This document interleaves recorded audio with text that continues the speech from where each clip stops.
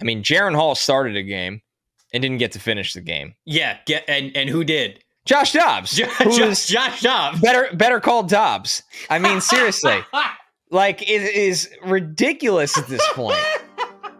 Did you hear he didn't know anyone's name at that point? No, he didn't know the plays. He didn't know anybody's name. He didn't know where he was.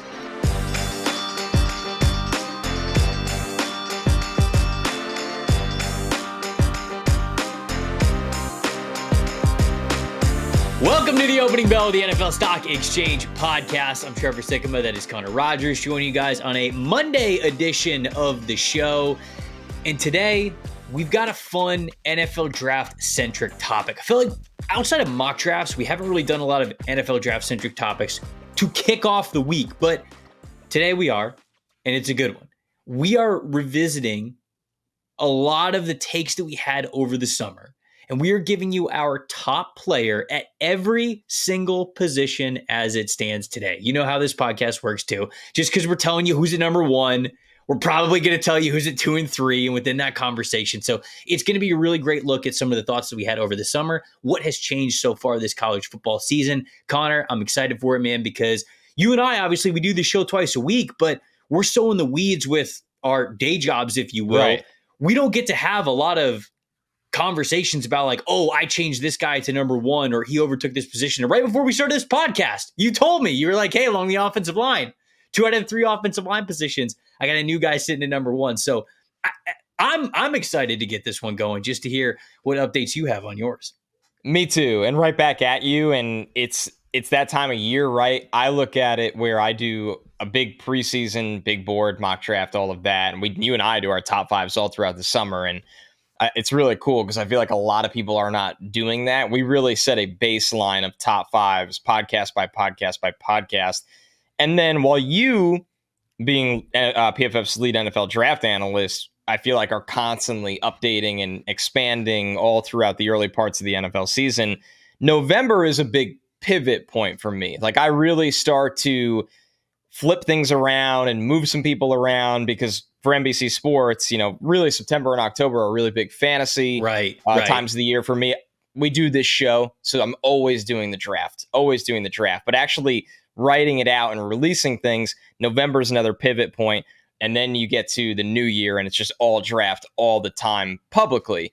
But this is fun, Trevor, because we get to pull back the curtain on a lot of stuff we've been working on privately with our process and things that change because of how guys have played this season or because of how guys have not lived up to expectations throughout the season. And some people get hurt. And there's so much that goes on throughout this process. And this is probably the most fluid part of the process besides the combine because, you know, not hitting thresholds on testing can really, really hurt you to an extent. And the volume of change isn't that high then compared to now. So this is a massive point of the entire draft cycle. No, I think that November and December are the big ones. Like I'm going through and doing a lot of rechecks right now at the beginning of November, but I would say beginning of December and really middle of December, after we get through those championship weeks, kind of when bowl season starts. Bowl games are fun, and obviously if you play really well in a bowl, like it matters, especially college football playoff, New Year's Six bowls, that does matter into your scouting report, but a lot of the tape has already happened. So we really get to dive into this class, I think, full for a second time once December rolls around, but this is almost a mini update that we get to keep with the people. I thought about being diabolical, given everything that has happened with Caleb Williams and how USC has struggled and how they're out of the college football race and he's kind of come under fire as a prospect. I thought about being diabolical and starting on defense, reversing it. And I thought the same thing. I was for like, last. But everything that I know about the YouTube and an audio algorithm is we got to hit people with what they want at the beginning. So for those of you that stick around for the entire show, we absolutely love you, but we will give people what they want and we will start out with quarterback. So Connor, the big question for the last month, like I said, Caleb Williams, maybe not seen so much like Superman like he was during the summer and even just couple weeks into the season. Is he still your QB1? Who is your top player at the quarterback position right now? He is, but he doesn't sit alone. And I hate the only position group that I have a true tie and I'll get into all of it in a second, Mhm. is the one we start with. Like, this is the only one that I don't have somebody at the top sitting there by himself. And what I'll say is, while Caleb Williams is still the 1A to Drake May's 1B, the way it's been trending is not good for Caleb Williams, and it is good. It's more positive for Drake May. And I've been honest about this on this podcast. You and I talked about the quarterback class on an entire show, 2 weeks ago? It wasn't very long ago. Yeah. Maybe 3? Right. Yeah, something like that. They're all bleeding together at this point. Pretty recently, because, I mean, all the summer notes are there. Like, this isn't one of those things where it's like, well, you love this guy over the summer, what happened? It's like, well, no, you could listen to everything over the summer. He hasn't gotten better at any of the things that I wanted to see him get better at over the summer. And that was playing in structure, playing with timing, playing with rhythm, not always out-athleting the opposition in the Pac-12. And Caleb is still an immensely talented prospect. I don't want anyone to lose sight of this. It's the reason he's still the 1A. But I think the perception of him and of how he's coming into the league is a lot different than it would have been from what everybody built him up to be this summer, right? A lot of people made him this bona fide, surrender the franchise for kind of prospect. I thought the hype had exceeded what we saw with Trevor Lawrence. I really, really thought that. I thought this was the closest that maybe we'd seen since Andrew Luck, or at least tied with Lawrence. And I don't think he's got better this year. I don't think it's been a bad year for him as a college quarterback. I don't think it's been a good year for him as that prospect that is put on this pedestal that is very rare. I think he is more in the mold of a lot of the guys that we've seen come out that hover around the top 5 over the last couple of years or so. And he still has as much talent as anyone, like talent alone. He has it all. But he cannot go into a situation and be Superman, like you said, Trevor. And maybe it's unfair. Like, I don't want to lose sight of how talented he is and just move him in the thinking of like, oh, you might be bored with him. No, I'm not bored with him. He's not better at the things that really, really matter right now. And I'll put it like this. You have to, at some point in the NFL, play in structure for the defense to be thrown off by you out of structure.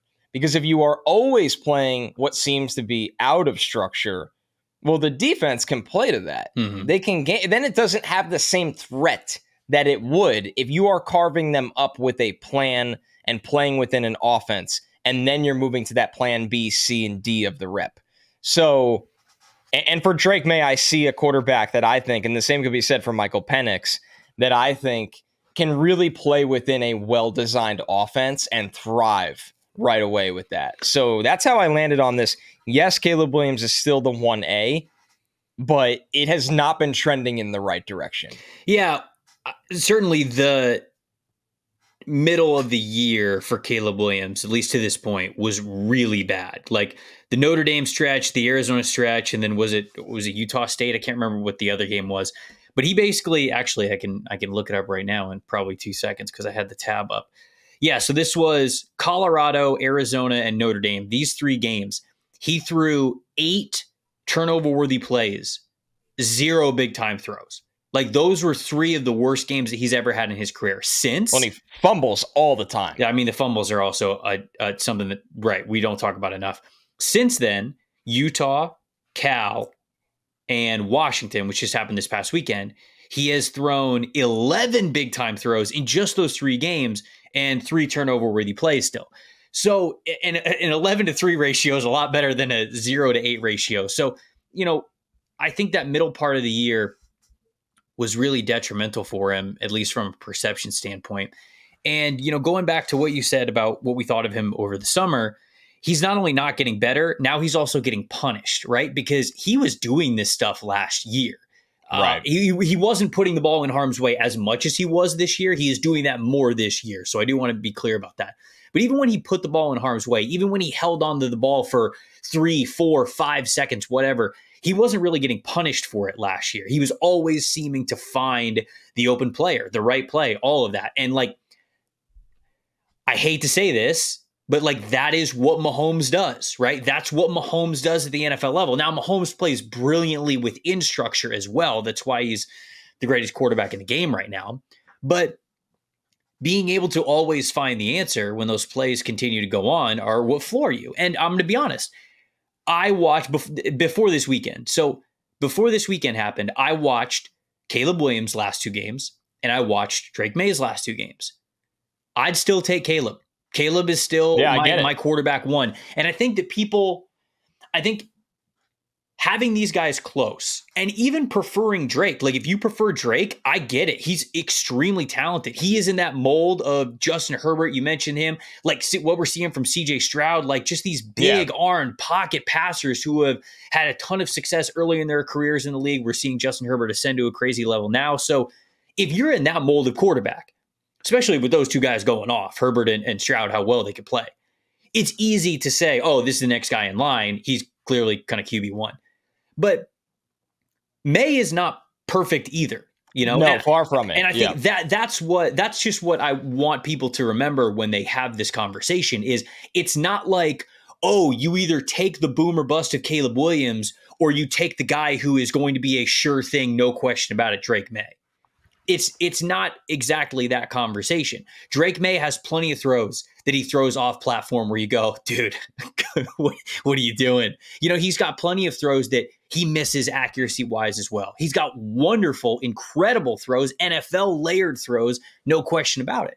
But I watched every snap of these guys back to back on their 2 most recent games, and I still came away watching Caleb, even within structure, have elite arm talent, throw from crazy arm angles, and just put the ball in a pinpoint location, a lot of times to the sideline. Dude, even this past week against Washington, he would have some throws where he would be looking to the right, and we've seen quarterbacks before, and we compliment them on this when they do this. If you look to the right and you are leading a safety one way, like that is a common part of playing quarterback.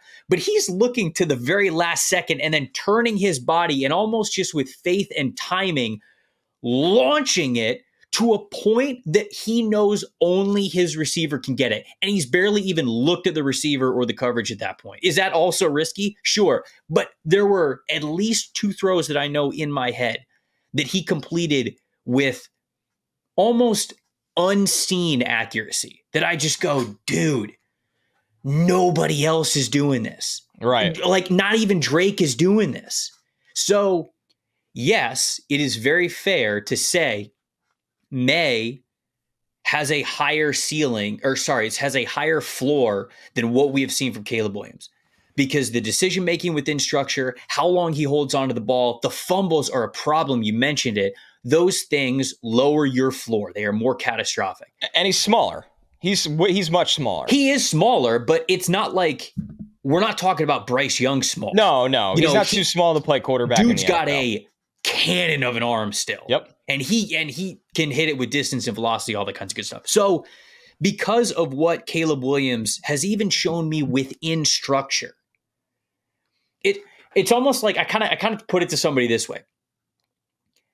Caleb's mistakes are more egregious, but I almost like that better because I simply have to say to him, dude, just don't throw it in triple coverage. Like I know, just don't. And I know that I know he does right now. I wonder how much of that is just this USC Lincoln Riley type of. We know our defense can't stop a nosebleed. And he's just got to make something happen. Clearly, he knows he has to make something happen on basically every single drive. If they have 1 3 and out, the game might be over. But I watch those things, and Caleb Williams' mistakes are more egregious, but I almost like that better because it's just you just say, hey, here's an obvious, when the defense has 1 2 3 players around your one wide receiver, don't throw it over there. And he goes, oh, okay, yeah, I could do that. And so I still have Caleb at 1. I can't wait to hear what people have to say in the comments. If y'all have cooled on Caleb Williams, if you're out on him, what you thought about Drake May when you have watched these guys. But it's very close. I think these players are going to be close. Pick 1, pick 2 in the draft, whatever the order ends up being. And they both might be really good, man. I hope both are really good. Like they both might be really freaking good because they have so much talent, the both of them, since being very, very young starters at the college level. That's my thoughts, though. I still have Caleb at 1 because I basically went back to watch Drake May to remind myself that he is not a sure thing. Like, oh yeah, no question about it. He makes dumb decisions too. And not just some of the mistakes which every quarterback makes, but like there's accuracy issues at times. Like there's just straight he's overthrowing guys. He's missing dudes. The ball placement's not there. It's not like he's hitting every single throw. And as long as people are going into a conversation about Caleb Williams versus Drake May, knowing that May is not a perfect quarterback, then I think you could have the right discourse about who you might prefer given floor versus ceiling versus in structure versus out of structure, because that's the conversation that you want to have. That's what I tried to have in my mind when I went over this, and I ended up coming away with Caleb Williams as my number 1 guy. Did you have anything else, or you want to move on to running back? No, I mean, we see it pretty much the same. I couldn't move off of him from being that 1A guy. I just think it's become a really interesting conversation between the two. All right, and I don't think a lot of people viewed it that way this summer. I don't think they do. Right. I mean, dude, we did a show a couple of weeks ago, like how many NFL quarterbacks should he take over Williams, and then he decided to have the 3 worst games of his career. And, old takes. True. I'm sorry, Trevor Lawrence. I take it back. I took it back immediately after. Whew! I don't think I put Jalen Hurts in there, did I? Did you put Jalen Hurts in there? I did. God, I was wrong if I didn't. Maybe I had. We each had one different one. I know you had Lawrence in there, but Hurts. Yeah, I messed up there. And dude, Hurts is. I was just watching him against the Cowboys. Like, God, Hurts. Yeah. Awesome. Anyways, all right, move running back. Let's move on to running back. Who you have as RB1 in this class? Because I recently, if people haven't seen the big board lately, put a new guy at RB1. So I'm wondering who you got there now.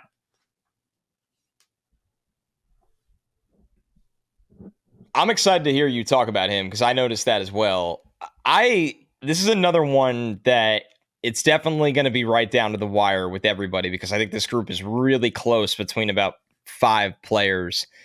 But I still have my summer RB1 as my current RB1 because since he's been back from injury, he's been awesome, and that's Travion Henderson. Oh, man. I thought we were going to get a new name. He's looked so good. I did a film breakdown for him on NBC's YouTube channel, and it's just his explosiveness you can't teach. Like, with him, it's you either have this or you don't, and a lot of running backs simply don't.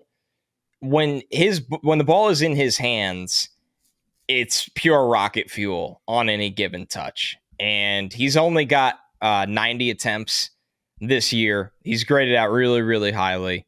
He's got almost 600 rushing yards already. I think he's averaging about 6.5 yards a carry. Yeah. 3.6 yards after contact per attempt. 16 of the 90 attempts have been explosive runs. He's forced 18 missed tackles. But I think with Travion is, unlike most players, I don't need him to be a missed tackles force machine because most guys are not that explosive that they have to make somebody miss at the second level. He can just outrun most of the guys. But when he can't, I've seen him stiff arm. I've seen him juke guys. I've seen him lower the shoulder. I think he can run both a finesse game and a power game. And I think he could run any kind of scheme. And he's somebody to me that when they get him involved in the pass game as well in space, he's a big-time explosive playmaker. So Travion Henderson, it's a little frustrating that last year it was kind of a lost year with the foot injury that he played through. Right. This year he's already missed some time. But when he is healthy, he is a legitimate difference maker in a class of running backs right now. Like, honestly, Trevor, if I was right now to top 50 today, I don't know if I'd have one in the top 50. I really, really don't. I think I have one. The guy and who is your number one? The guy who I have at 1, Jonathan Brooks from Texas. He's had an awesome year, dude. I don't know where. I mean, Texas recruiting elite. Okay, running back, just elite. Obviously, so he is draft eligible. He is a redshirt sophomore, but the first 2 years that he was at Texas, he was behind Bijan Robinson and Roschon Johnson both of those years. So you never really saw or heard anything from him. But if you guys kind of like tuned out Texas to the running back position because you were like, okay, all right, we had Bijan last year. There's no way they're going to have another really good running back. Dude, Jonathan Brooks is awesome. Okay. I know I've talked about him a little bit on this show because we did him on a stock up and I loved him. Okay. He checks the size boxes right off the bat. 6 feet tall, 207 pounds. That's really good size for him. He right now, if he would have had one more yard in the Houston game, and if he would have had 2 more yards in the BYU game, he would have 7 straight 100-yard games right now to this point. He is super steady with his production, and it's not just Texas and their offensive line opening up holes for him because he is explosive. He's got really good north to south speed. He also has a pretty dang high missed tackles forced average, whether that is making guys truly miss in open space or bouncing off contact. He's got a 4.0 yards after contact per attempt average, and then a 0.37 missed tackles forced per attempt average. Remember, 0.44 is that number that we always judge as kind of like an elite number. That was Javonte Williams a couple of years ago, Bijan Robinson last year, Travis Etienne when he was coming through Clemson. Like, that's some of the best numbers that we have when you get into the 0.4 range. He's at 0.37, so he's getting to that point. He's gotten even more as the year has gone on. But Connor, what I really like about him, and the reason why I think I do have him in my top 50 and I'd be comfortable having him in my top 50, is because for you to have value as a running back, what do you need? You have to be able to catch the football. You have to be a receiver. There are too many really good players who can take the ball out of the backfield and run forward. Even knowing what the blocking assignment is, even making guys miss. There are too many athletes at the running back position who are good enough at just toting the rock for you to not be able to separate in what you could do in the passing game. Over the last 3 games with Jonathan Brooks, 80.4, 89.2, and 85.0 receiving grade. He has, I think, over 120 yards receiving over the course of the last 3 games. He only has 2 dropped passes this entire season on 27 total targets, and those 2 drop passes came in the very first 2 games of the season, so he has not had a dropped pass since. So the receiving grade is getting better. The usage is getting better. He's a natural hands catcher, at least from what I've seen so far. And of course, he checks a lot of the boxes that you would want as a ball carrier too. So that's why I have him RB1. And if, like I said, you've been sleeping on Texas because they just had Bijan and Roschon and you felt like, okay, there's no way they're going to have somebody else, you better pay attention to him, because I really do think that he could be the first running back off the board if he declares as just a 1-year starter and a redshirt sophomore.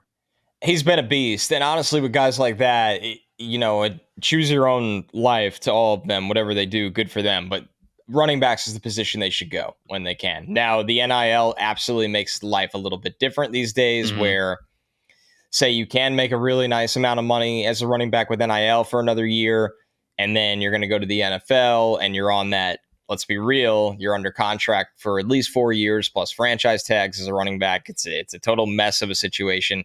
Maybe things do change at the college level, but typically you don't want to come into the league with 3, I don't even know if you want 2 full years of being a workhorse in college anymore with how much injuries are at this state. So I'm curious to see what he does, but yeah, he's definitely caught my eye, Trevor. You've talked about him a lot. He's had a magnificent season in terms of the numbers that he's put up. And I'm not just talking about the yards, every single advanced number of him as a runner. He's been incredible as well. And the tape doesn't lie when you look at what he can create for himself. So that takes us to wide receiver. And I mean, let's be real. I think everybody expects this one to be boring. As fun as this class is, and this class is awesome. It's deep. It's got talent at the top. It's got multiple guys that are going to go in the first round. I think multiple guys that are going to go in the top 15. Marvin Harrison Jr. to me is still the cream of the crop in this class. The size, the speed. One thing from watching his tape consistently this year, there's been a lot left out on the field. That is not his fault. There's routes that he's winning that could be massive touchdowns, that the ball might be thrown short. The ball might not be thrown at all. It might just hang up there and he's got to go back and field it like a punt. I mean, Marvin is still the player that we all loved out of the summer, and a really, really special, explosive size, speed, talent. I don't know what he's bad at. Like, I don't like call. It's tough to say that because everybody's like, oh, so he's just perfect every play. I don't mean to say that he's perfect every play, but when you talk about scouting, I don't know what you would realistically want from this guy outside of maybe sticking an extra inch or two or 20 extra pounds on him and calling him Calvin Johnson Jr. Like, that's about it. Right? Like, what else could you want from him? He's dropped a few passes this year. And like, that's as far as I can go. Wide receivers drop passes, man. Right. I know. Watched enough of Marvin Harrison and he's Jr. also got the best tracking I've seen. Dude, I mean, in a long time. Explosive jumps, explosive out of his releases, complex releases, great releases, understands leverage against cornerbacks, understands coverage, and knows how to find the soft spots in the zone, can stop on a dime for a player who is 6'4", has legit long speed. He's been better at yards after the catch this year because he's had opportunities to do it, and he's shown, okay, I do have more of this long speed from what he had last year. Unbelievable catch radius, has the spectacular catchability, and I think that he's just got reliable hands overall. And he plays hard. What doesn't he? Where's the weakness? No, I don't have one. I don't know where it is. So he was my number one overall player from the summer, and that has not changed, by the way. So I think I'm going to do 2 different boards this year. I think I'm going to do what will probably be referred to as the main big board, which will take positional importance into account, because I think that that's more of a true big board, especially like if you're operating as a team. And then I think I'm going to do just a talent big board. Like, helps the running backs. How good are you at your position? Like, basically, how much of your radar graph is filled when it comes to production, athletic ability, potential, all that stuff. And so I think I'm going to do 2 different boards this year. And if I do, Marvin Harrison Jr. is going to be number 1. There's just not. I don't know what he does that isn't either straight up good. Like, I'm not even talking about like average. Like, I'm talking about good, great, elite. I don't know what he does that's worse than good at this point. I think he's a good run blocker. Right. Sure. And I mean it. I really do. I think he plays hard. I think that the effort's there. I mean, who would be your 2? Because I think everybody knew that we were going to say Marvin Harrison, and I feel like there's a handful of players. I am pretty confident in mine. Okay. We might differ here. Mine would be Malik Neighbors. Mine is Malik Neighbors, and I'm not. I thought you were going to say Keon Coleman. No, and I love Coleman, and I am pretty comfortable right now with it being tier 1 is Marvin. He's in a tier by himself. I would tell you that I'm pretty comfortable either having Malik Neighbors in tier 2 by himself, or no, I don't think that's fair. I'd probably have Malik Neighbors in a tier with Rome Odunze and Keon Coleman. Same. But I'd very comfortably have Malik Neighbors at the top of that second tier. It almost makes you wonder. I actually might lean to your original point. I don't think he's in the same tier as Rome. But those guys are so talented and so good. I don't know if that's the right way to say it. I don't know which way is the right way to say it, but no matter what, whether it's Neighbors in a tier of his own or at the top of that tier, a definitive number 2. He is my definitive number 2. Yeah, the movement skills, how he can change direction while still accelerating, the smoothness, the hand-eye coordination, the spectacular catchability, the separation ability. Nobody separates better in this class than Malik Neighbors does. I mean, maybe Marvin, but he is right up there with the best separators of any receiver in this class. I think Neighbors is a little smoother separating than Marvin. I think so too. He's a little smaller, so obviously that helps. Sure. But yeah, Neighbors would be my 2. And then I'd probably have, you're flipping a coin, Keon or Odunze for me. I mean, and then you get into a tier that's Emeka Egbuka, A.D. Mitchell, who's just been on a touchdown tear lately. And Xavier Legette and Xavier Worthy, the 2 Xaviers, I would throw them probably in that tier 3 as well. So that would be the group for me, and how I would have them. I still really like Troy Franklin a lot too. Yeah, man, really Franklin's been a big riser this year for sure. All right, let's move to tight end. Which is it fair to say this has the most undisputed top player at the position group? Yeah, I mean, in Brock Bowers, we just went over a position that had a pretty big undisputed, but I would say that the gap between though Marvin Harrison Jr. and Malik Neighbors is smaller than Brock Bowers. And I think I'd have Marv will stay number 1 on my big board. I think I'd have Neighbors in my top 10 players. Brock Bowers will be in my top 10 players, and I won't have another tight end at least in the top 25. Yeah, I would definitely agree with that. And that's probably being conservative. I haven't watched Yeah, that was super safe. all of Ja'Tavion Sanders stuff this year. Me too. But he's probably the next dude, right? I still think so. I don't think this looks like a great... I didn't love this class over the summer. This is a big, to me, day 3 tight end class. Yeah. Like, you might have tight end 4 going in on day 3. You easily could. I think Cade Stover could be a 3rd-round pick. Stover's really done well for himself. Sanders hasn't had the... And to be fair, in this Texas offense, like, there's a lot of really good mouths to feed. But let's talk about Bowers, because that's what this is about. And this doesn't have to be the longest one, because there's more interesting guys to talk about, because Brock has been a top 10 prospect since the summer and almost a near NFL-ready prospect since the summer. I just think Trevor, he is such a unique receiving threat at the position. And there'll probably be some people that listen to Brock Bowers, discourse this offseason or even now, and they go, well, I was told all these things about Kyle Pitts, and I don't agree with that at all. I don't. Yeah, I mean, Kyle, you're right. You're right to get ahead of it. You're right. Right, because it's going to bother me a lot. Yeah. It really is. I think Pitts was an incredible size and athleticism prospect, ball of clay that you look at and go, in an NFL offense, this guy should be all world. And he probably still can be. We don't know yet. Bowers is all world right now. Like what he is doing at the tight end position in college and what he does after the catch and how he is in contested catch situations and how you can scheme up like George Kittle plays to him, right? You can do all of the Kyle Shanahan tight end style manufactured touches to him. This dude is a different cat, man. He really, really is. He's going to come in and he's going to be a force, in my opinion. Yeah, he'd have been a 2nd-round pick if he could have declared it as a true freshman.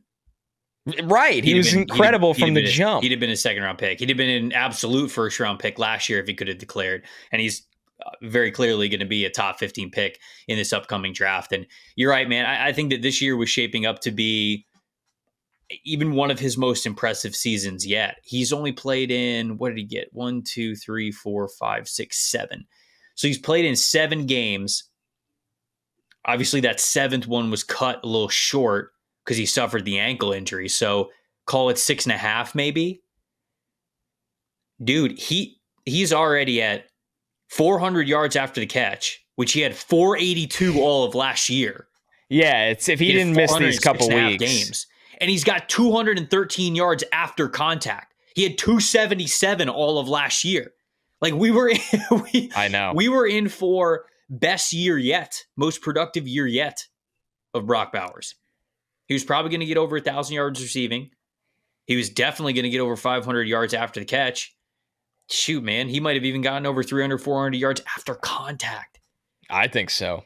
He, think of how good he was the first 2 years, and then realize how much bigger and stronger he got. So I think the big question is people out there, which I'm just thinking of this now. We need to be better doing this. Brock Bowers is a tight end for University of Georgia. I know a lot of people are going to be watching this. We're too in the weeds. Well, I want to try to be better because I know there's a lot of people who start to tune into our channel kind of around this time of year, and I want to be obviously welcoming to our new listeners and watchers. No, if you weren't here over the summer, hit the door. Yeah, kick rocks, beat it. Just kidding. Scram. We'll welcome you 2 days before the draft. I need to feed my children. I don't have kids. So where do you take him? Do you have reservations about? Obviously, it's the context to say the class matters, right? Oh, it matters, who's on the board, blah blah blah. But you talked about having Brock Bowers in your top 10, top 5 of a big board. I had him 3rd overall over the summer board. I mean, I might have him. I think I have him 5 now. That's where he would be for me now. Yeah, I think I have him 5 now. Are you comfortable taking a tight end in the top 10, knowing that Brock Bowers? Yes, because I think he is a game-changing pass-catching weapon. He is playing the same amount of receiving snaps as a receiver to me in my offense. Now this question is interesting, right? Because it also depends where I am. If I think my coach is a big dummy that looks at everything so black and white, and since he's not listed as... not if you're the GM of the team. You'd be surprised at the NFL level. And it also could be the offensive coordinator, right? Plenty of coaches don't call plays. So that can't figure out, like, hey, if he's listed tight end, he can do receiver things consistently. I can't believe we have to say this on the podcast in 2023. Then no. And it's also, you know, depending on where my team is at, because in this draft, at the top, you can get a really exciting quarterback prospect. You can get a game-changing wide receiver. You can get a cornerstone tackle. You can get a difference-making pass rusher.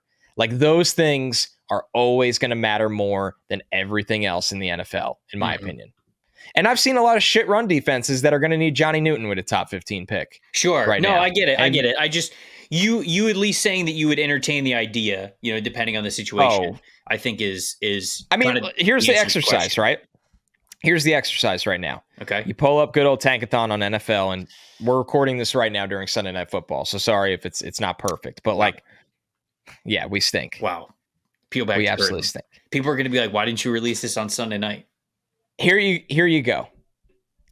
Right now, I look at a team that jumps out to me, and I've used this team as an example before. Right now, Tennessee is probably jumping for joy what they've seen with Will Levis so far, and I know it hasn't been perfect, but sign me up for what we've seen from Will Levis. If I am that organization, I am going to do everything in my power moving forward to set up Will Levis for success.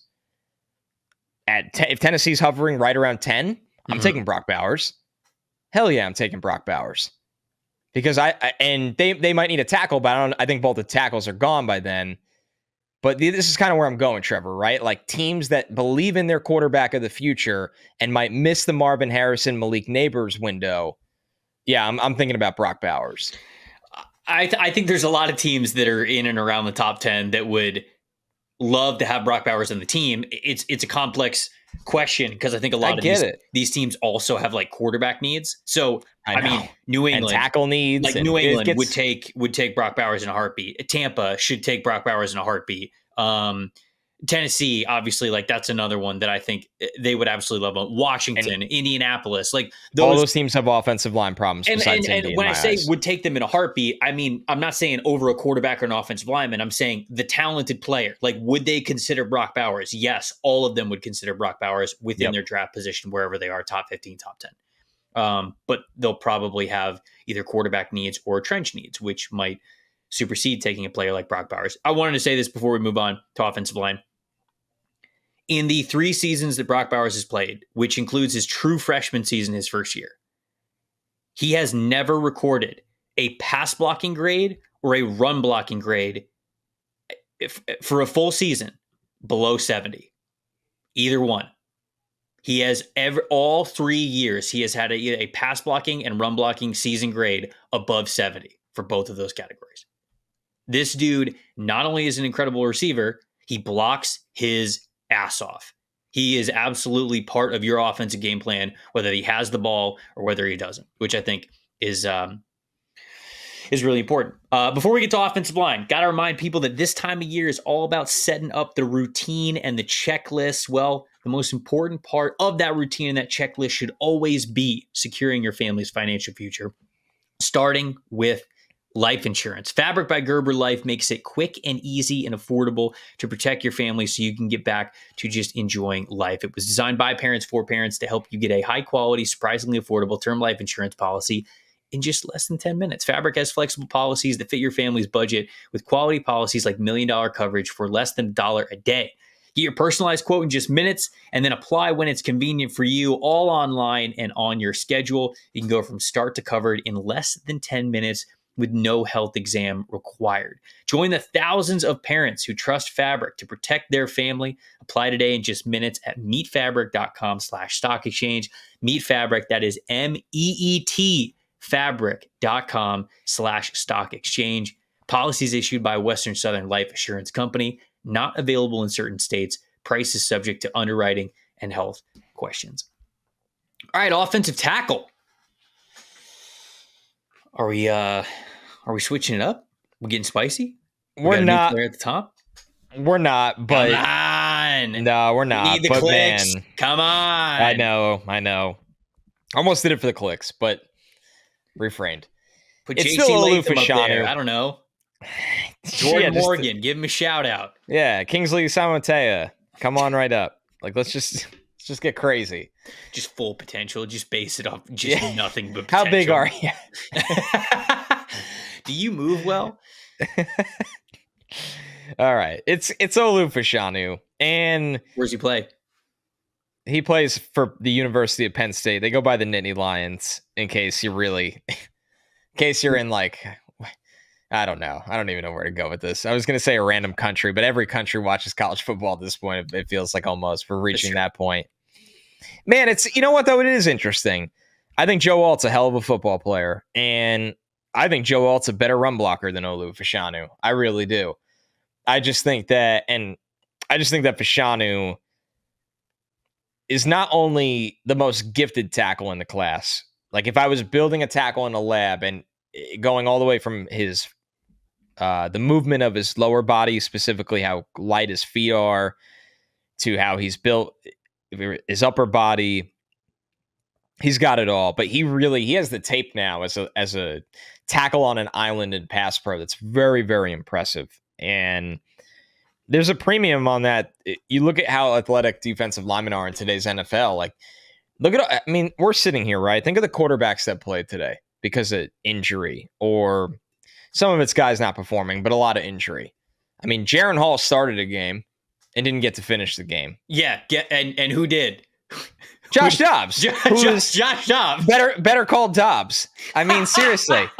Like, it is ridiculous at this point.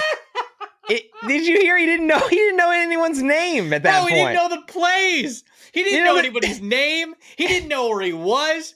His pets' heads are falling off. Yeah. Like, this dude just walked into the stadium and won an NFL football game. This is the worst case scenario for all people who play in the NFL, who look at normal average people and say, yeah, you couldn't play. Josh Dobbs walked in off the street. No, I know that he played. Josh Dobbs is single-handedly ruining the theory that coaches always try to sell us on their podiums when a guy gets brought in.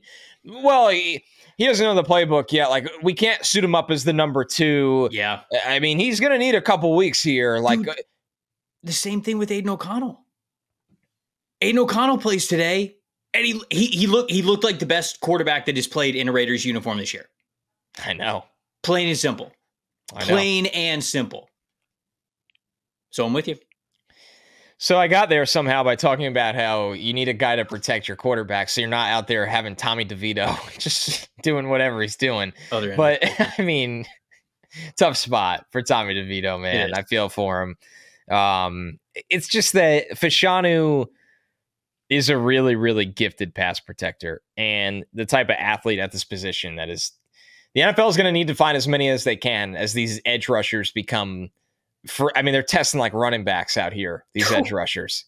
So that's where I land on Fashanu. But I would, if I was a team that walked away with Joe Alt in the top 10, I'd be really, really happy about it. I think there's 3. I think there's 3 guys to consider with the top tackle spot. Now, the player that I have at 1 is a clear-cut 1 to me. But I genuinely think that Olu Fashanu, Joe Alt, and Talise Fuaga are all 3 good offensive tackles that you take in the top 12, top 10, whatever you want to say. Like, I think these are starting caliber, long-term offensive tackle players for a future NFL team. Now, agree with you. I have Olu at number 1. I went back and I watched Olu's game against Ohio State, and I was nervous because I watched a lot of people say, now I watched the game live, but I saw a lot of people say, like, man, he got exposed. JT Tuimoloau really hit him with power. And there were certainly 2 or 3 plays that, yeah, he wasn't really expecting the power and he got knocked back a little bit. But it was not as bad as I thought it was going to be. It really wasn't. There were a couple of plays that he got knocked back into the pocket, but there were explanations for it. Like, on one play, Michael Hall looked like he was about to do a TE stunt, and he was just going to go straight into him, but it was a really great fake. And so you could tell like Olu is rightfully so. He had really good football IQ to see the tackle coming in, and he was going to brace for him and completely neutralize him. Well, it was ended up being a fake. And then all of a sudden the other player was like right in his chest and knocked it back a little bit. And it took him an extra foot or two to recover from it. But the thing is, he recovers basically every time. There were a couple of plays where, yeah, he got pushed back a little bit from power, but basically every time he was able to stretch his feet out, put his heels in the dirt, and completely redirect the defensive lineman's movement upwards and get them to stop moving. And so it was like he did his job on the play. So even I came away from that Ohio State game saying, if that's the worst game you're going to point out to me about Olu Fashanu, I'm drafting that guy in the top 5. Right, like you don't realize what you're doing. When people were like, look what JT did to him. And I'm like, this is what we have to go. It became me reliving all over again Sauce Gardner during his rookie year. Like somebody would catch a 15-yard out against him and everybody would be like, oh, got his ass. It's like, all right, like this is how good we think he is already. Right. So yeah, Olu's definitely become one of those guys that if he ever gets beat, you show to your grandkids one day. So I like all three of those players, but even after watching Olu's quote unquote worst game, yeah, we're chilling. We're chilling with him. Oh, we're big chilling at number 1. Interior offensive line. I have these guys split because I actually have a different player at each for guard and for center. Me too. I recently did a pretty big deep dive into the interior offensive line class. I hadn't really been able to do that at that scale since this summer, so I was able to watch a handful of different guys. But you can go both of them at one time. Like, who do you got at guard? Who do you got at center? And you can talk about them there. So my guard 1 was my guard 2 over the summer, and the best part is he doesn't even play guard for his team right now, and that's Troy Fountain of Washington. He'll kick inside, I think, at the next level. He's awesome. I loved him over the summer. He jumped Cooper Beebe for me, who's had a really nice season as well. Mm-hmm. I just think Fountain at least gives you some versatility. Like he might have that AVT, and I think it's going to happen to Skoronski, like that pathway where you're like, we're in a pinch, like he's got to play tackle, and then he's fine, and the staff's like, why did we overthink this anyway? But he's gonna start out at guard, and then for center, Cedric Van Pran from Georgia, who is just this Iron Man every year of reliability and consistency. And this was a position group over the summer, like Zach Frazier from West Virginia, I think was my top center, but Van Pran was number 2, and it was kind of all up in the air. I saw a little bit of something from all these guys, but what Van Pran's been able to do in the SEC now for a couple of years at a really, really high level, and the consistency of his tape, I would say, makes me the most comfortable with him at this position. Yeah, so for mine, it's funny because I don't know if I'm kind of like cheating a little bit here, because my top guard is Graham Barton, who plays left tackle for Duke right now. And you went the same route. Yeah. I don't think he's going to be able to play tackle at the next. Well, sorry. What I should say is I don't think they're going to let him start off at tackle at the next level. I see Barton sort of like you see Fountain now, which I agree with. These are players who are probably going to have a home on the interior, but they can play tackle in a pinch. Like Fontenot is, he does basically everything that you would want him to do, except he's short and he's got small arms. Those two things, unfortunately, are killers, because you're even seeing now at the college level, there are edge rushers who can consistently win with length.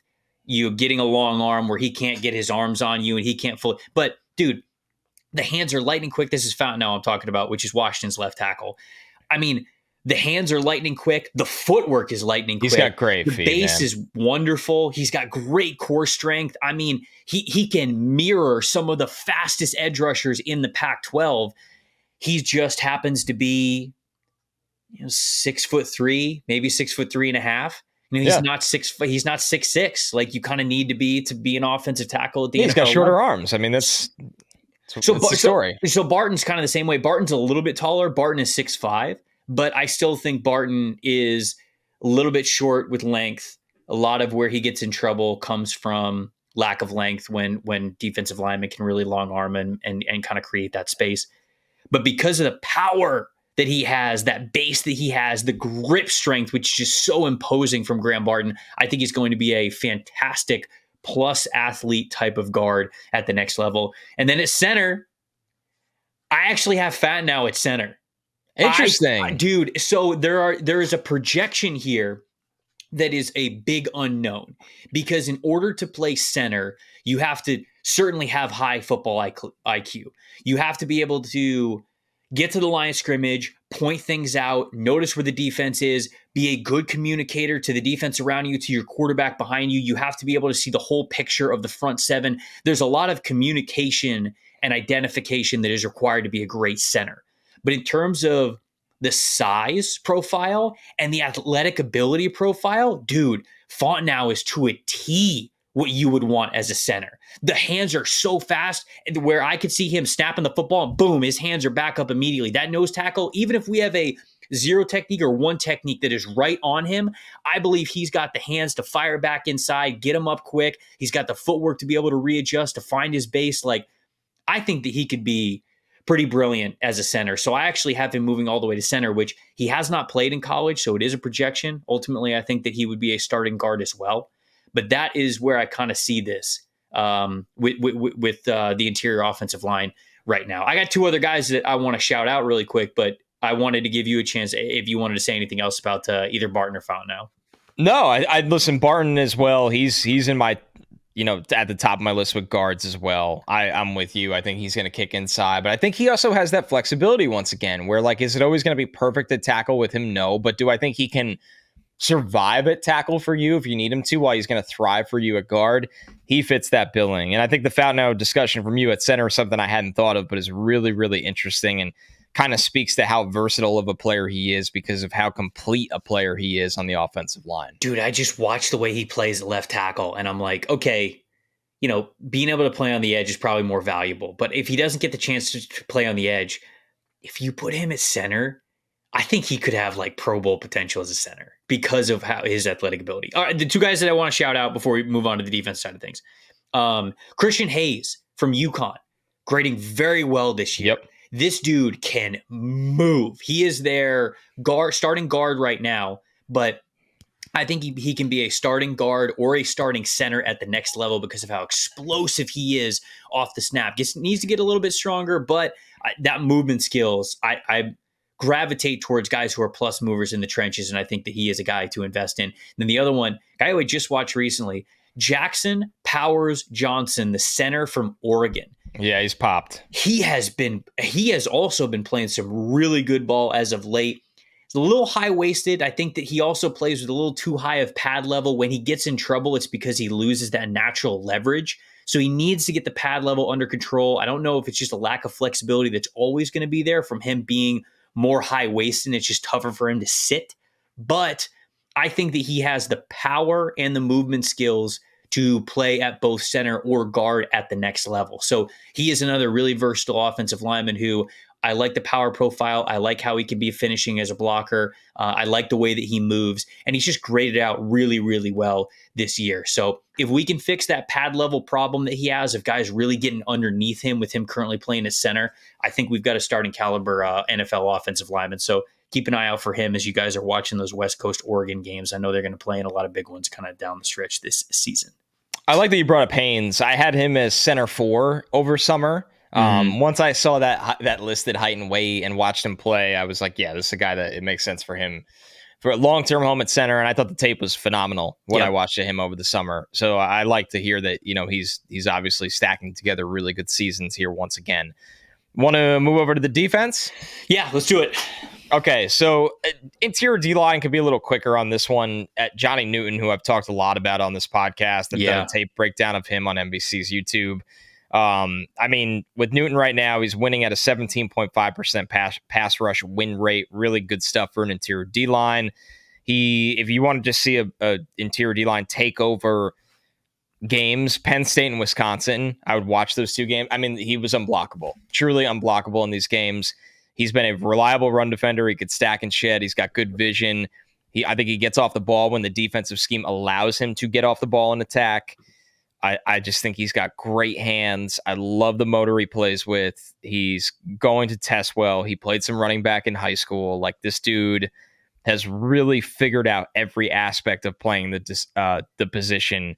And he could play 5-tech, 3-tech, shade nose. I mean, he could really do it all. Yeah, I think he might be the only first-round interior defensive lineman.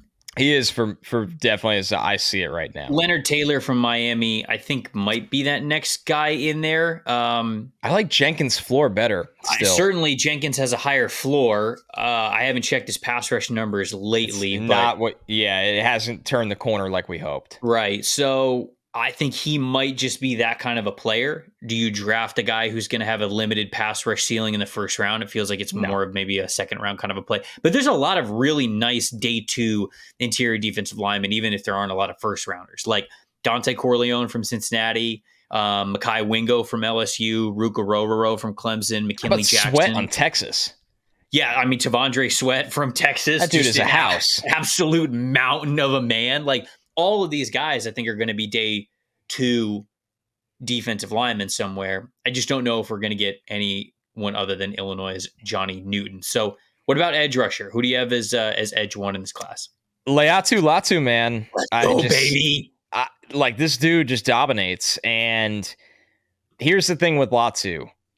I don't think he's as explosive as Chop Robinson. I don't think he could do all the freaky stuff that Dallas Turner can do in a defense. I don't think he has the heavyweight hands that Verse has, but he is such a well-rounded player that can win in a million different ways. I still think he's a good athlete. It's not like I look at him and go, but he's not a good athlete. Like, I still think he's a good athlete when he stands up and gets after it. And we've talked about the toolbox that Latu has, the UCLA pass rusher. We've talked about his background. He had a medical retirement. Washington wouldn't clear him. He gets, he starts a new career at UCLA here. And we loved his tape so much over the summer, Trevor, and he's only built on that. I mean, the 23.2% pass rush win rate. He's got double-digit sacks. He is just affecting, and it's so consistent every single week, right? I think that's what stands out to me is that you look at, he's got 2 games with double-digit pressures. He's got plenty of games where he just hovers right around, 4, 6, 9. Like, it's really hard to shut this dude out. It really, really is. It makes me laugh. One of the games that he only had 1 pressure, well, it was against NC Central where he only had 9 pass rush snaps. I'm assuming UCLA was just, winning big that game. Right. So, yeah, he's such a well-rounded player that is technically sound. You could tell he's worked on so many different moves, and he's somebody that plays as hard as anyone in the country, in my opinion. I think he plays as hard as anyone in the country. I mean, 5 of his last 6 games, he has over 20% pass rush win percentage in 5 out of the 6. And the one that he doesn't was a 19.2. So it was right there. It's just been complete dominance from him. He's an artist at how he gets beyond offensive tackles. I thought that his battles against Talise Fuaga was really good. I thought that you were really watching 2 future NFL players. And that's one of the games that I watched Fuaga play, and a handful of reps that I watched from him. I was like, okay, this guy could hang at the NFL level. Like, I watched Fuaga against Jonah Ellis as well. And Jonah Ellis basically has beaten every other Pac-12 offensive lineman in the country, but he couldn't really get by Fuaga. So that's another testament to how good the Oregon State right tackle is playing. But I agree. I think it's Latu at number 1 for me. He's just too damn productive. And I like you said, I think all 3 guys who are after him, Dallas Turner from Alabama, Jared Verse from Florida State, and Chop Robinson from Penn State, all 3 of those guys are probably more explosive than Latu is. Latu gets to the quarterback faster. He gets to quarterback more regularly. And that matters. It just, right. that part of it absolutely matters for me. I think I don't have a good determining order for the other 3. I think the other 3 are kind of in the same bucket, in the same tier. with Latu very clearly above the three of them, if you ask me. But that's kind of how I have that rounded out as well. I'm with you. Yeah. Can we talk about Prize Picks? Yes, let's talk about Prize Picks. We got to talk about our friends over at Prize Picks. So this podcast is coming out in the middle of Monday Night Football. So you won't be able to bet what we are about to say to you. But we thought that it would be a fun exercise because we're recording this on Sunday night to actually pick a 3-leg entry for you for Prize Picks and see if it hits like midway through the podcast while we're doing it. So Connor has Prize Picks pulled up for Monday Night Football this upcoming week, which features your New York Jets versus the Chargers, right? Is it Jets Chargers? Jets Chargers. That's right. What do we got? Fight of the century. What's the entries? Hit me with it. What are we rolling with? Let's go Breece Hall over more than 19 and a half receiving yards. I don't think that's a lot to ask. All right, I'm going to look it up. Right. On the surface level, I like it. Breece Hall more than 19 and a half receiving yards against the Chargers defense. Let's see what he's gotten so far. Let's see what the receiving stats are. What is it? You said 19? Yes. All right, he's hit that 2 weeks in a row. Easily. With great ease. Yeah. He had 54 against the Eagles and 76 against the Giants. Yeah. Okay. And it's his backfield now. All right, we're locking it in. Let's take Justin Herbert more than 8.5 rushing yards. The Jets defense and pass rush, for as good as it is, they they get a little too sugar high sometimes. Sure. And quarterbacks can run because of it. A lot of quarterbacks have done this to them. So at 8.5, Justin Herbert can do that in one. You just need one play. I was going to say, yeah, he just needs one play to do it. So Justin Herbert more than 8.5 rushing yards. Okay. Let's look for something just absolutely. Just unhinged. We got to win 25 times the money. Do we do Cameron Dicker more than 1.5 field goals? Yes. Yeah. 100%. Cameron Dicker more than 1.5 field goals. Breece Hall more than 19.5 receiving yards. Justin Herbert more than 8.5 rushing yards? Yep. And then Cameron Dicker over 1.5 field goals. Is that what it is? More than 1.5 field goals for Cameron Dicker. You absolutely love it. I mean, this is how the Kings get rich. Just come to the comment section where all three of these bad boys hit, and know that you got to listen to us next week, and you'd be absolutely the fantasy fiesta. The fantasy. My goodness. Hey, it's not just football either. With basketball season here, you can now pick combo projections across both football and basketball from the special leagues. A league created specifically for combo picks that includes 2 or more players from different sports leagues. For example, LeBron James and Travis Kelce at a 10.5 combo of 3-pointers made plus reception. So it is a combined bet that makes it a lot of fun. They even offer, this is really cool because it's a Prize Pick exclusive thing, reboot policies, so that your entries stay in play even if one of your players gets injured. For football and basketball games, if you got a player who exits the game in the first half, doesn't return for the second, that player is then rebooted. They're the only daily fantasy sports platform with an injury insurance policy. Go to prizepicks.com/NFLSC right now and use that promo code NFLSC for a first deposit match up to $100. Again, prizepicks.com/NFLSC. Use the promo code NFLSC for a first deposit match up to $100. Now I'm very curious whether we're actually going to hit this since we're recording it before Monday Night Football. I got faith. Good luck. I got faith. Who you got as linebacker 1? It's still Barrett Carter, but I think this group is another one similar to, where were we that I said this, running back, that it is very wide open in my eyes. Mm-hmm. I still love the athlete that Carter is. I actually think his teammate Jeremiah Trotter might be having the better college season this year. He's been phenomenal for that Clemson defense. And I still like my guy from summer, Junior Colson on Michigan. Mm-hmm. I really do. But I still lean Carter because of the athlete he is, how many different things he could do for the middle of the defense, and the fact that I haven't seen yet. And linebackers is definitely one. I will be honest that when we get in the nitty-gritty super tape grind of December, January, February, and March. Like I feel like I find linebackers throughout that process more than a lot of other positions over the years, because there's just things you see while watching them individually from other programs. The defense could be bad, but like this guy was held back because of this, or he was always covering up for this guy. So I'm hoping some lesser knowns kind of jump out during that process, but I would still go with Barrett Carter today. So I have a new linebacker one. I put Texas A&M linebacker Edgerrin Cooper at linebacker 1 last week. Who was on no notes. Who is on the no notes, right? We talked about it on the last episode.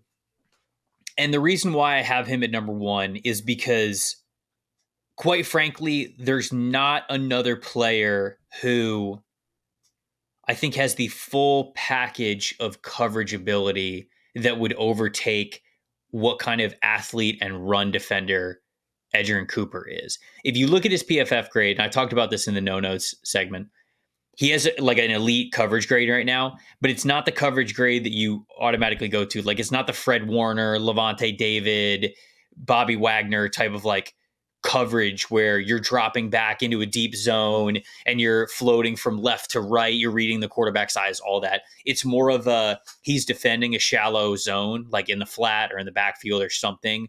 And he's able to trigger downhill once the ball goes there. So he's able to recover very quickly. He's able to make the tackle very soon after the catch is made.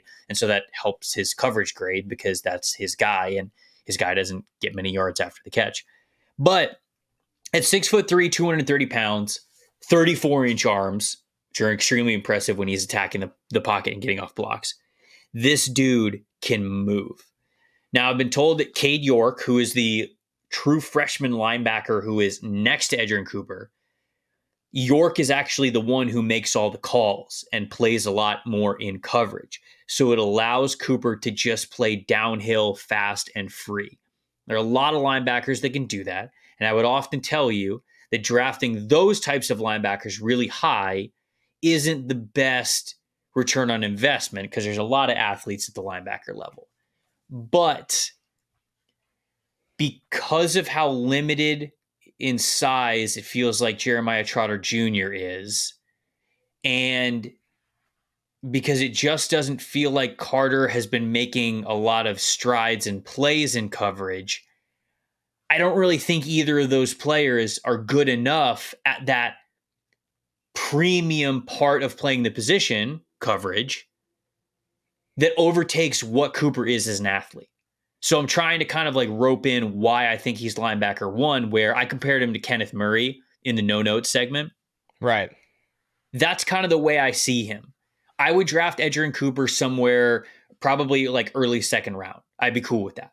Like, you are just drafting a really good athlete who you just want to be a see ball, get ball type of a player. But if you draft Edgerrin Cooper at like 15th overall, you're going to ask him to drop in coverage, and he just doesn't do a lot of that. I don't know if he's really capable of it. It's just not what he's asked to do. And right now he's playing better than he ever has in his life, and it's because he's playing a lot more free and a lot more downhill. So if he ends up developing into a big-time coverage player, it would be a massive projection. So ultimately, that's kind of where I have those three guys, the two linebackers from Clemson and Trotter Jr. and Barrett Carter. But I do have Edgerrin Cooper above both of those guys simply because it's an athlete's game at the pro level, and Cooper is not going to be short on athleticism. So size and athleticism production for what we're seeing this year, I feel like that's probably the most impactful of the group. So I got him at the top. Yeah, it's not the sexiest group so far this year. Right. I think it's where we kind of came to our conclusion there. For corner, now I do have a new number 1 corner in this spot. So I had Kalen King over the summer, and I still like Kalen King. I know he didn't have a great game against Ohio State, but my number 1 corner right now is Cooper DeJean. And I just look at Cooper DeJean and just think there's no way this guy won't be a good NFL player. It'll be on special teams. It'll be at corner. He'll play sometimes in safety looks. Like, he's got size, right? He's got athleticism. He's got balls. Here's the thing with Cooper DeJean. For me, he's got size. He's got athleticism. He's got ball skills, and he could tackle. if you have those 4 things, like the chances of you not being a good NFL player just feel really low. Right. Really low. So I love Cooper DeJean, man. I think he's awesome. He's awesome. He even got in on offensive snap for Iowa recently, which is good when you look at some of the... What did they put him at receiver? What did they do? Ran a reverse. Yeah. They ran an end around with him. Wow. It's just, and you see what he does on punt returns. Like, the dude he's really, really impressive. And I like this corner class, or I really do. Like, Nate Wiggins has been awesome this year. Mm-hmm. I like TJ Tampa a lot. Yeah. Kool-Aid is still one of those dudes early. Mm-hmm. Kalen King's still one of those dudes early. So this was a tougher one. I'm glad you brought all of those names up. I still have Kool-Aid McKinstry as my CB1. I had him CB1 going into the year. He's so good at the position. The only big time knock I have on Kool-Aid McKinstry is he doesn't have like a ton of big time plays because he's not super aggressive to go get interceptions. He's just a shutdown corner. He's just really comfortable playing in press man coverage. He's really comfortable with his back to the ball. He's got 18 forced incompletions over the last 2 years. Like, it's kind of how Joey Porter Jr. was. I think they're different, but I think Porter was the same way in college, where he had a lot of breakups. He could shut down his side of the field, but he was not, in my opinion, this like aggressive, going to make a ton of big plays on the ball kind of player. Right. He's just, and that's McKinstry just does his job, and he does it really well. And sometimes you want a higher ceiling out of players. Like, I think Nate Wiggins has better ball skills. So to me, I've got Nate Wiggins as CB2 behind. Yeah, Nate Wiggins is behind Kool-Aid McKinstry, but then I have Cooper DeJean as CB3 kind of right there. It's kind of a lot of in the same conversation. But I'm just a sucker for having a corner where you could just say, okay, yep, go on the outside, do your thing. And they're just going to be able to cover receivers week in and week out. It's just such a valuable tool. It's such a difficult position to play. So McKinstry and his experience in press man coverage gets the nod for me as CB1. But like I mentioned, I moved Wiggins up to CB2. I do have DeJean at CB3, and I think he can play corner in the NFL. I absolutely believe that he can. I wish he played more press, like more true press man in college, because Iowa just doesn't ask him to do that. No, they don't. He plays a lot of off coverage. He plays a lot of off quarters, a lot of off cover 3.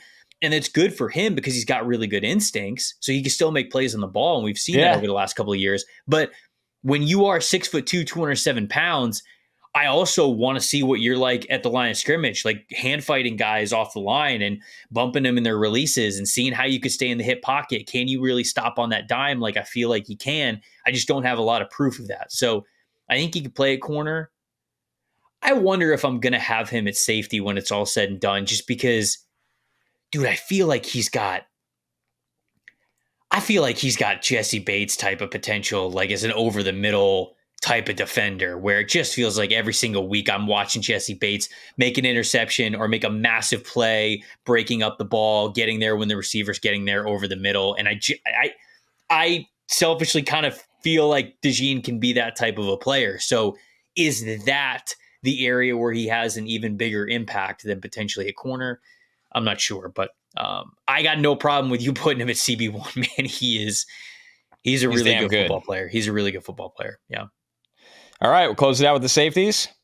Yep. I didn't do a kicker for this show. I'm sorry, Trevor. No, we already got no K1. We already got Cameron Dicker shout out. Yeah, so that's enough for one day. I have not watched. Now that you mention that, as PFF's lead draft analyst, I think I might have to watch kickers this year. You absolutely do. I've never watched kickers before. I watch when they go to the Senior Bowl, which doesn't say much. It's not like we're out there focusing on the kickers. I watch specialists. I do 300 usually now every year, so I watch some specialists. But kicker sucks to evaluate from our side of things because kick far, kick accurate. there are 2 parts of being a kicker that are really important: how far you kick the football obviously, like, accuracy is important, but I feel like I don't even need to say that. Because if you have no accuracy as a kicker, we're not going to judge you anyways. It's the things that you judge are how far can you kick the football, and will you crumble under pressure? That's the second one is, and the second one, you will never know that. NFL GMs never know this. Right. It is the most fickle part of this entire sport. So yeah, you guys are gonna go along with me in this journey to me scouting kickers for the first time this year for PFF. Safety, I have no reason to move off my number one guy from the summer in Tyler Nubin. It's just every time I watch Tyler Nubin make a play, and he had an interception against Illinois, I'm like, why aren't you in the NFL? And it's probably the answer is probably the NFL's fault, to be honest with you. It's probably the NFL's fault. So Tyler Nubin goes back to school. He's got excellent range, great hands. I think he plays with attitude when he comes up to the line of scrimmage. I love Tyler Nubin. Good size, ball skills, tackles, smart. He can play really any kind of coverage scheme that you want him to, and he could do it confidently. Tyler Nubin's a baller, man. And he'll be that, like, he'll go like pick 36 and he'll just start for 9 years in the NFL. I'm sticking with Cam Kinchens for now, but it's close. I mean, you started this podcast with a 1A, 1B. I might end this podcast with a 1A, 1B for Cam Kinchens at Miami. And then, of course, the guy that you mentioned there, Tyler Nubin. Is Kalen Bullock your 3? Let me look.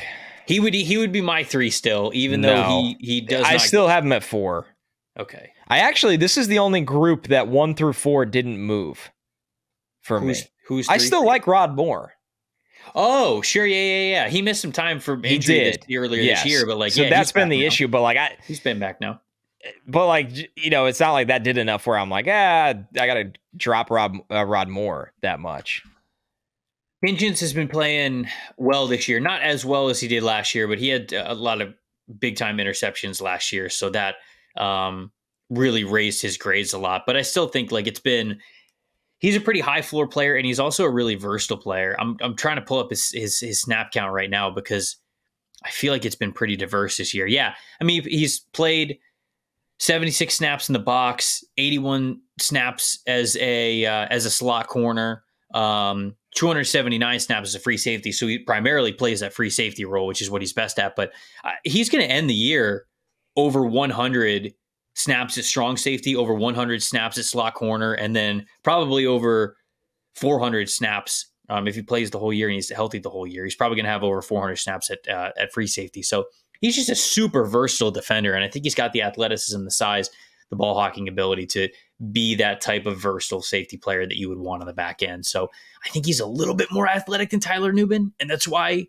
I give him the edge, but Nubin sees the field so well. Yeah, so he's got a little better vision, I think. He does. And that is really, really important. So I wonder if I kind of revisit that, because that's an extremely important trait for me. I think it should be for everybody when they're evaluating the safety position, is you have so much space as a true back end defender that you have to calculate, honestly, in real time. You have to be able to calculate your positioning in, okay, this receiver's coming here. I am this close to this defender. If he releases the ball at this time, this is as far as I could get. Is that enough to make a play on the ball or make the tackle? So you are almost in calculus class in your head every single snap. And for the guys that can do that sort of math very quickly on how to navigate space and where to position themselves to make the best play on the football, it's an extremely valuable tool, and Tyler Nubin does do that very well. But so going with Cam Kinchens. There we go. Those are our top players at every single position. Before we get out of here, this is something that you guys need to pay attention to. It's not a bird. It's not even a plane. What it is the most revolutionary ball trimmer in the world that you have ever seen. Gentlemen, our friends over at Manscaped, big fans of the pod, have been working night and day to bring you a below-the-waist grooming experience like none other with their brand new Lawnmower 5.0 Ultra. We're talking about a next-generation trimmer with interchangeable blade heads for whatever shave your mind can possibly imagine. AI is cool and all, but I do think that this might be the best technological advancement that the world has ever seen. Upgrade your grooming game to the Ultrasphere by going to manscaped.com for 20% off and free shipping if you use the promo code PFF. High tech for low places with our friends over at Manscaped. Every man knows how scary it can be when you're going for that close below the belt shave. That's why you must trust Manscaped for all those sensitive areas. Inside, you'll get the package that features the star of the show. It is the Lawnmower 5.0 Ultra. This 5th generation trimmer features 2 interchangeable next-gen skin-safe blade heads, a standard for taking a little off the top, and a new foil blade to go smooth wherever your heart desires. This is also great for I'm a beard trimmer. I'm not like a cue the skin type of shaver when it comes to my face. So it is a smooth product. I get a precise shave every single time. I do go all the way smooth when I'm doing the neck, and it's fantastic for that as well. So it's just an all-in-one product. Get 20% off and free shipping with the promo code PFF at manscaped.com. That is 20% off and free shipping with the promo code PFF at manscaped.com. I can promise you've never seen a ball trimmer look like a spaceship before. Well, now you can. Get yours from our friends over at manscaped.com. Connor, any surprises from the list? Anybody, I don't know, maybe you wanted to shout out that you didn't get a chance to shout out? Maybe not within the top 3, but just somebody that's caught your eye, anything like that? Honestly, while you were doing the ad, it came across my timeline, a tweet from Samuel L. Jackson, who said, "At what point do we start the Rams coaching conversation?" Samuel L. Jackson? Yeah, like the actual Samuel L. Jackson, not like a parody account. I just thought that was interesting. Social media manager that's logged into the wrong account. Right?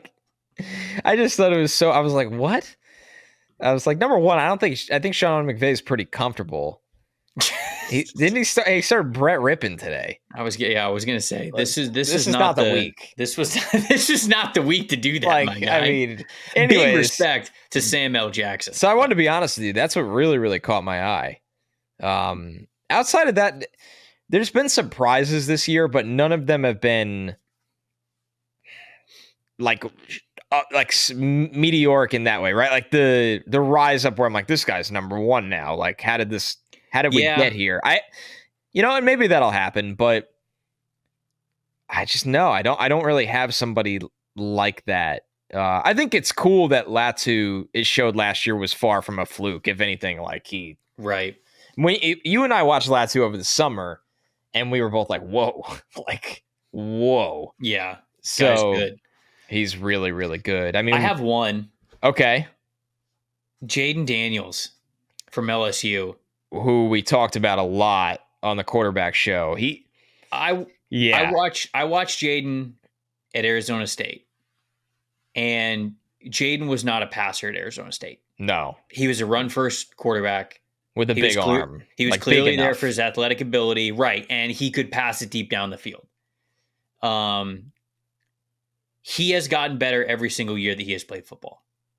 He is, and that is such a important part of his scouting profile, because I think a lot of people are going to watch Jaden Daniels, and whether it's preconceived notions or just maybe the fact that he's not a finished perfect product right now, and they're going to say he's not an NFL QB. I used to look at Jaden Daniels and think that he was just a really good college quarterback. Now I look at him and think, okay, he has truly gotten better every single year. He became a better rusher over the 2 years that he was at Arizona State. He became a much safer, more risk-averse quarterback last year at LSU. And this year, he is taking his game to the next level with more big-time throws than he has ever thrown in his career. He throws a slot fade ball and a go fade ball about as good as anybody in the country does right now. And I hope that he can play next week and beyond. I know he got knocked out of that Alabama game, which really sucked because they were just going blow for blow that Alabama game. And he was the one who was orchestrating those Tigers points runs. And man, I just think the dual threat ability that he has, think a lot of us, myself included, were just thinking that Jaden Daniels was this college quarterback, and you didn't really have to take him seriously when we thought about scouting. I think you do. I think you really do. His play this year is worthy of being a Heisman Trophy finalist so far to this point, and it is worthy of you really turning on the tape and seriously considering what he could be at the NFL, because if you haven't done that yet, I bet it'll impress you more than you think. I'm with you. And like a lot of what you said in the beginning of that just reminded me of Jalen Hurts' process so much. Like I went back and looked at Hurts' his numbers from Alabama those 3 years. And then obviously how he finished at Oklahoma, and he had a wild road, right? As a quarterback prospect where, we talked a lot about Daniels on this show a couple of weeks ago, and I'm more and more impressed every single time I watch him.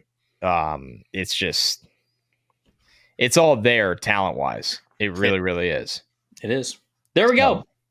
He might sneak in the first round, Trevor. I'll leave the show on that. That's what I'm saying. I really think that's what I'm saying. I really think he's going to sneak in the first round.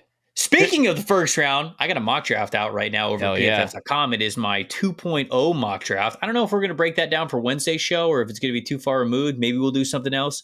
We're getting into fix your team territory, especially since one team officially, fired their head coach and general manager. But I think I still want to give it a little bit of time. We're going to get to it. I want to get to anywhere from like 6 to 8 teams that we get to fix, I think, over the course of December and January. But I want to kind of get it more solidified of where we think that this team is going to pick in the draft, because it's a big part of the exercise that we do. So we are planning on the teams that we're going to get to. Obviously, the Raiders are going to be one of them, but we'll see what we get to on Wednesday. We would love to hear what you guys think about this current show. The names that we talked about at the very top of this position group class, and then all of the names that we also mentioned. We would love to hear from you guys too, even if it's just one position. You don't have to give us every single position. If you feel super passionately about, like, man, I got Malik Neighbors, wide receiver 1, or you've got Joe All, offensive tackle 1. Sound off in the comments. We would love to hear from you. This is an awesome, cool scouting community where we really get to hear a lot of differing point of views. It's not just a group think thing. Connor and I think that we're pretty good at this, and we have a lot of fun doing it. But the beauty of the scouting process, especially from our side of things as fans, as media, is that we've all got some different opinions, and we all could see prospects very differently. So when we do episodes like this, we would love to hear from you guys. Let us know what you think. The best way to do that, youtube.com/@NFL Stock Exchange. If you are audio only, hit us up on X and also Instagram @Connor J. Rogers, @Tampa Bay Trade. That is where you can do that. Connor, you got anything else before we get out of here? No, I think you covered it pretty well. I'm excited to get into your mock draft. That's a good idea for the midweek show. Talk about some of the thought process there. And this is the moment where it really feels like draft season, where we have the summer notes and then the notes off of a couple months of play to build off of it. And now guys start to jump up and down. Like, that's the beauty of the draft. I think that's what a lot of people miss, is this is such a process, a fluid process, that it's awesome.